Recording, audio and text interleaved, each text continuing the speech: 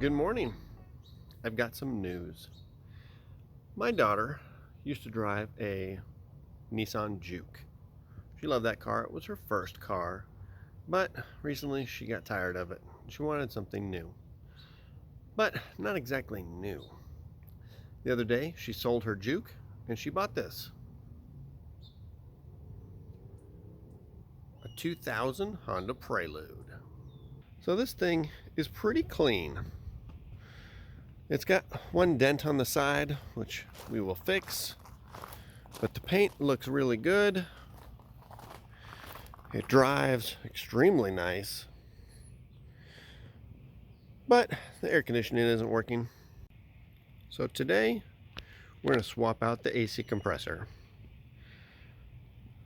Other than that, it really doesn't need any work. I'll clean it up. I think it has a power steering leak, so I'm going to take a look at that. But the other nice thing is the interior is super clean as well. She is very excited to have this car. I'm not gonna lie, I'm excited that she has this car. So, let's get to it.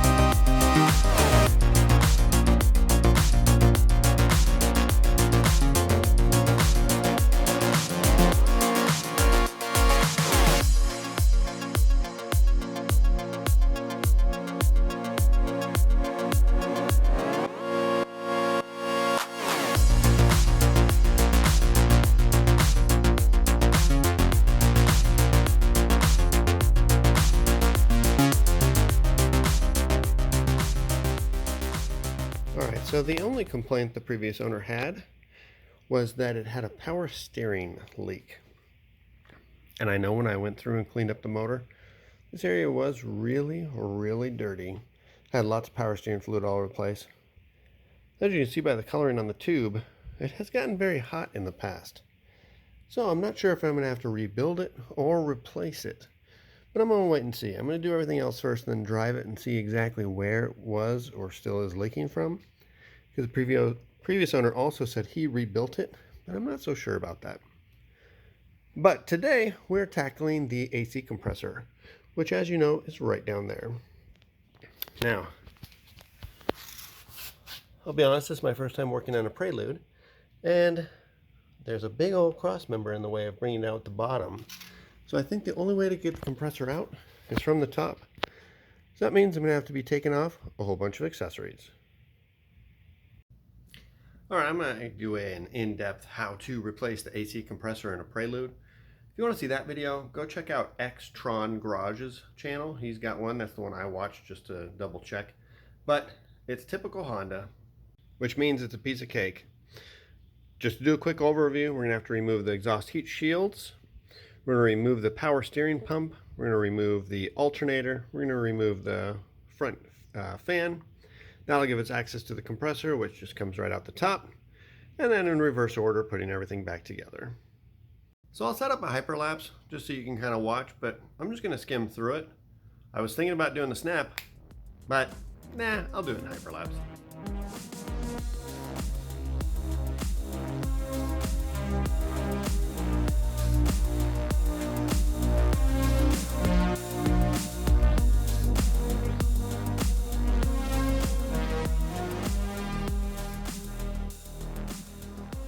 Okay, we need to do a little situation report. So as you see, I was just in the middle of taking the alternator off. No big deal, it's moving along just fine. And I stopped to take a break to grab a drink of water, and I'm just looking at the car. And I'm thinking about what I'm going to have to do when it comes to after replacing the compressor and then charging it. So I go to look for the AC charge ports. So on the Prelude, the low is right here, and the high is right down here. And I'm looking down here. I'm looking at the high port right here, And I'm just checking out. I'm like, oh, look, the dryer is real easy to get to. That's awesome. And then it's got this like funny little wiggly S pipe, and there's a sensor there. But there's nothing connected to the sensor.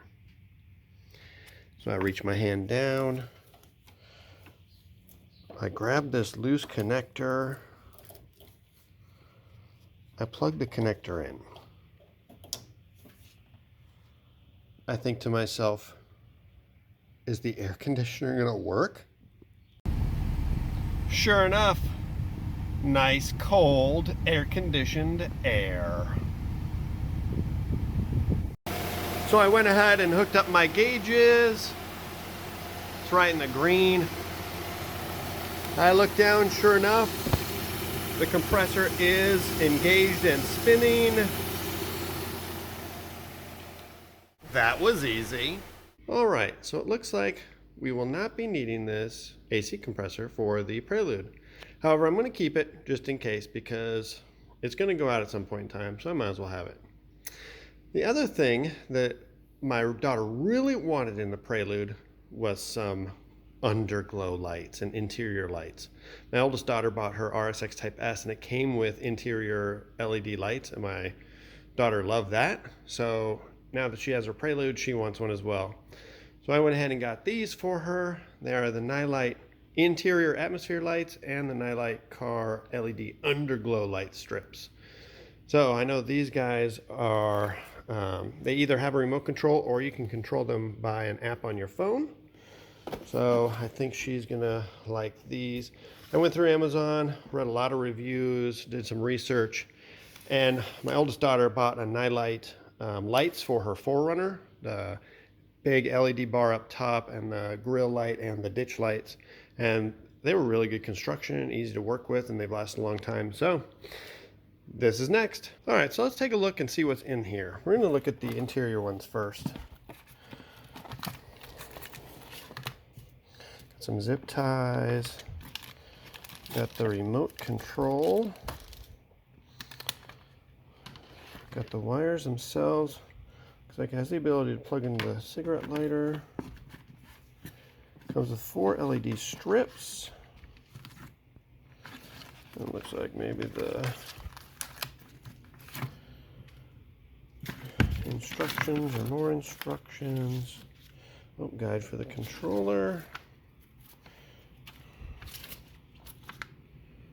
Basic instructions. Nightlight's little catalog. All right, so looks like we've got 4 strips all connected with one long wire. No connectors or anything, so they all have to be put in as one. That's kind of crazy. Well, I think that'll be an upgrade I do later. We will change that to make it so that we can unplug and plug them in together.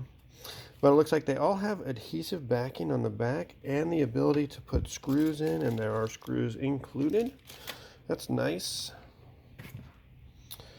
The controller has on, off, color, mode, and music. Looks like you control it without your phone, or you can connect it to your phone. And a cute little remote control. Awesome. All right, let's see where we're going to put it. Now obviously we want to put ones up in the footwell, and I know there's ample room up in there. This looks like wiring from an old alarm or something. Yes, interesting. I'll have to clean that up one day. Yeah, there's a big wire and it looks like an alarm unit in there maybe, but I don't have any of the alarm stuff, so it's all deactivated. All right, so I'm thinking we're going to put one of the LEDs here, one underneath the glove box obviously, and then we'll probably put them under the front seats just so we get some glow into the back, because I think that would look cool too. For now we'll plug it into the cigarette lighter just to get it started, but eventually I'll hardwire it into the system on a relay so that they get power once the key is turned on. When I installed all the lights on Brittany's 4Runner, I used a great relay box I found off of Amazon, It was great. It came with the relays and it just made everything clean and easy. So I'm going to go ahead and do that with this eventually as well. All right, pretty conveniently you can see that they are actually separated into left and right. So it's not one big continuous loop, so that'll make installation a bit easier. And I think for this go around, I'm just going to install them without putting any screws or anything, just to make sure that they are where I want them to be.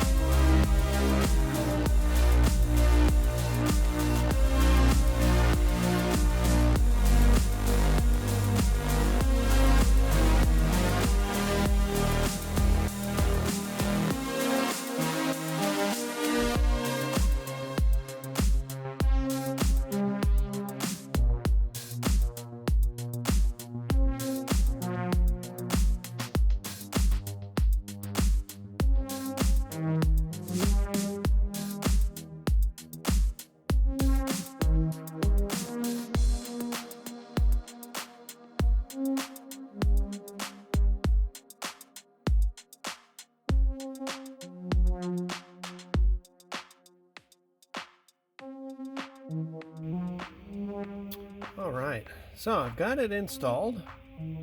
I don't know if this is going to be temporary or if I'll, go back through. Well, no, I'll definitely go through, and when I get the relays, I'll set it all up. But I just want to show you how it works. So first off, it does come with this cute little remote control. Slide it down, it reveals these 4 buttons.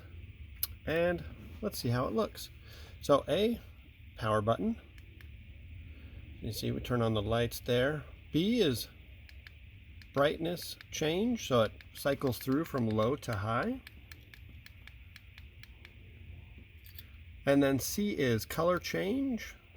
Got white, yellow, light blue, red, maybe a green, brighter green, blue, indigo, and purple. And then D is mode control. Mode control, or music, I think, where it actually switches and goes to the music. So we'll see once, that all starts going. All right, so there's the in-car stuff. Now let's look at the underbody kit. All right, next up we got the underglow kit. But before I move on, I have to give a shout out to somebody.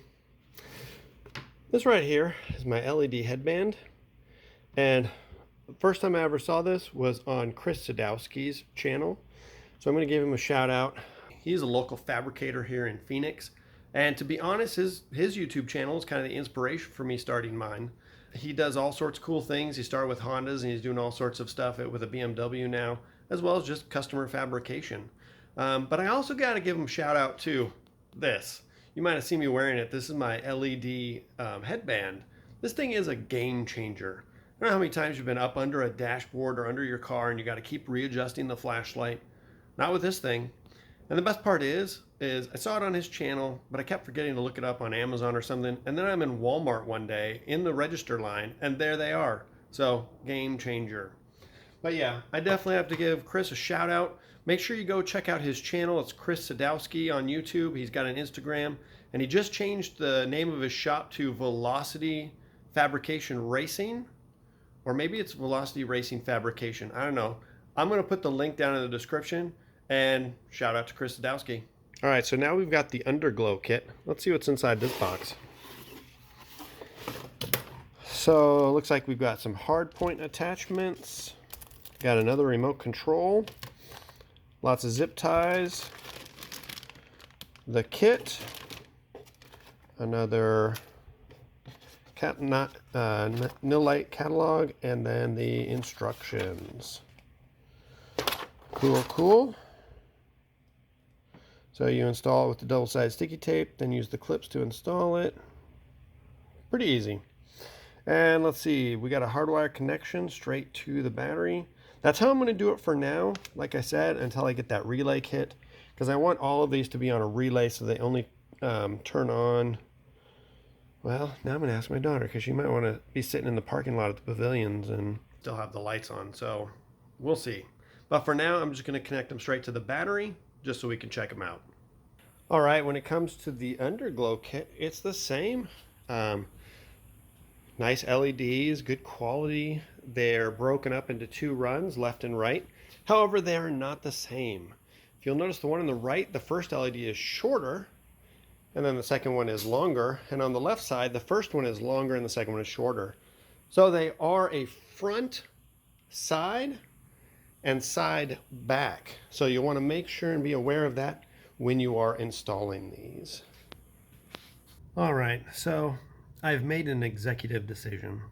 The previous owner did tell me it had a pretty massive power steering leak before he fixed the power steering pump, and that's evident with all of the power steering fluid that is caked on everything. It's not oil, it's power steering fluid. What I think I'm going to go ahead and do is I'm going to go ahead and end this episode now. I'm going to go ahead and wash the car. I'll put the underglow on it maybe later. But I know there's plenty of ASMR videos online of people washing cars if that's what you're into.